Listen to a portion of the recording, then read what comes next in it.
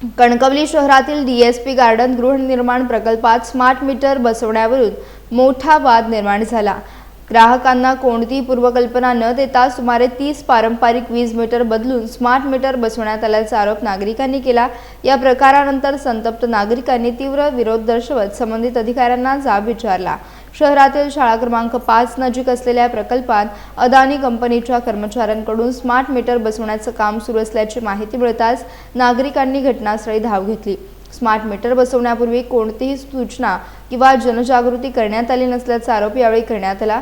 घटनेची माहिती मिळाल्यानंतर भाजप युवा मोर्चाचे जिल्हाध्यक्ष संदीप मेस्त्री, भाजप शहराध्यक्ष अण्णा कोदे आणि नगरसेविका मेघा गांगण यांनी घटनास्थळी भेट देत संबंधित अधिकाऱ्यांना जाब विचारला। यावेळी नागरिक आणि कंपनीच्या प्रतिनिधींमध्ये शाब्दिक वादही झाला। स्मार्ट मीटरमुळे वीज बिल वाढण्याची भीती आणि तांत्रिक अडचणींचा मुद्दा उपस्थित करण्यात आला।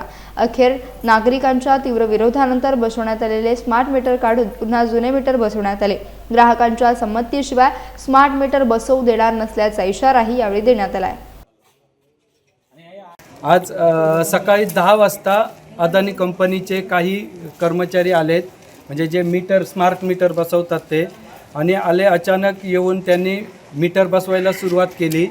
कुणालाही कुठल्याही प्रकारची कल्पना न देता त्यांनी सुरुवात केली।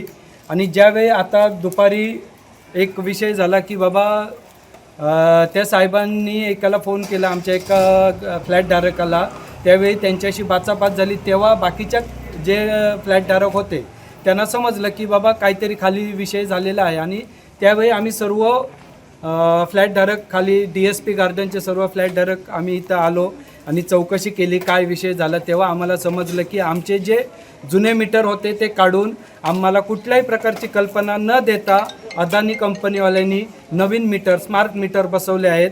आणि त्यावर आम्ही आता पूर्णपणे ॲक्शन घेत आहोत आणि काही जरी विषय झाला तरी आम्ही सर्व फ्लॅटधारक एकत्र आहोत। मीटर बदलले जाणार नाही एवढं स्पष्ट सांगितलेलं असताना हे मात्र इथे येऊन एक कॉमन नोटीस काढतायत, ती पण एका मुलीच्या हातात दिलं नाही त्यांनी।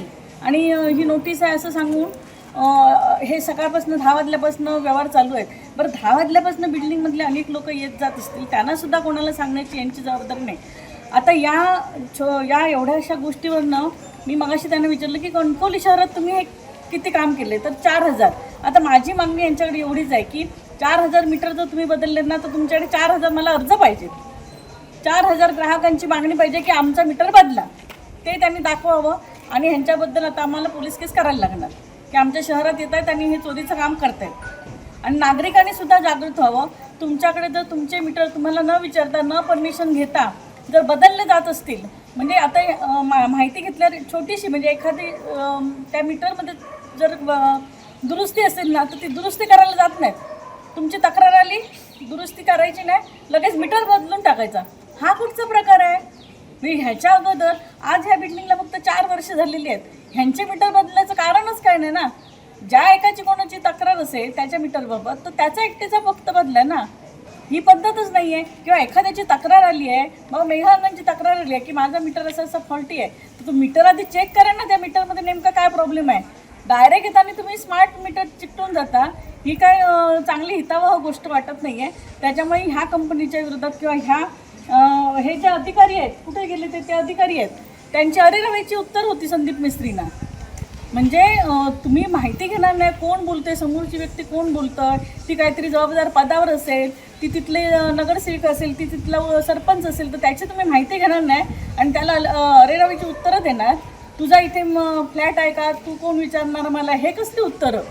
आम्ही लोकप्रतिनिधी म्हणून इथे काम करत असताना आम्हाला जेव्हा लोकांचे फोन येणार तेव्हा आम्ही तिथे जाणार किंवा अधिकाऱ्यांना जाब विचारणार, आमची जबाबदारी आहे ती।